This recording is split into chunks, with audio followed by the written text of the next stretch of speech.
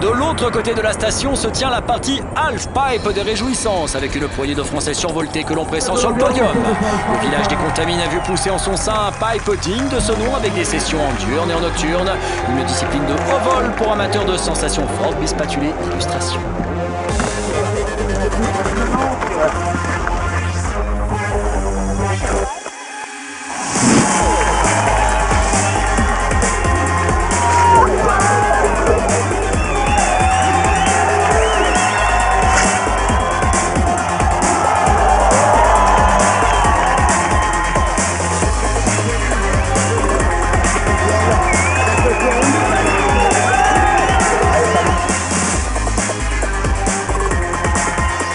Les non-initiés vont pouvoir profiter d'un cours de rattrapage éclairé. Tout, vous saurez tout sur le halfpipe grâce à Monsieur Mathias Wexten. C'est à toi.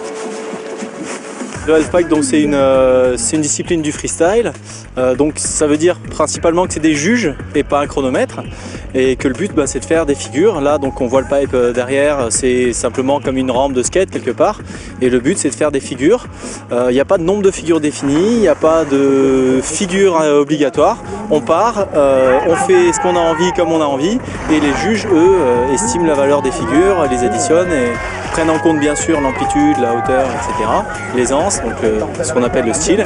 Et ça donne une note et un classement. La plupart des riders ont un run qu'ils préparent toute l'année et qu'ils font sur toutes les compétitions. Et du coup, on a notre run. Après, des fois, il y a des riders qui sont un petit peu plus typés FIS et compétitions genre Coupe du Monde, Championnat du Monde, et d'autres qui sont un petit peu plus typés compétitions professionnelles comme les X Games, l'US Open, etc. Donc, chaque rider a un peu son style de ride. Il y en a qui sont plus adaptés à la FIS. Pour un très bon freestyler, je pense qu'il faut être polyvalent parce qu'à l'heure actuelle, faire du pipe c'est bien, mais c'est pas tout.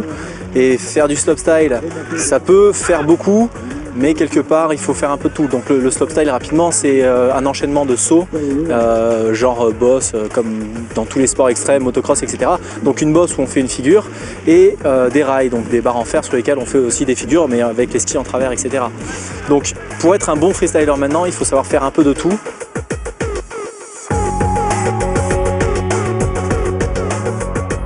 Je pense que là, la prochaine génération de freestylers français est vraiment belle, avec justement Bertoni, Kevin Roland, Guillaume Zbrava et quelques autres. C'est vraiment des riders qui sont là aujourd'hui dans le pipe, qui sont bons dans le pipe, qui en slopestyle, ils sont vraiment pas loin des Américains, même si c'est dur de rivaliser avec eux de par notre manque de structure.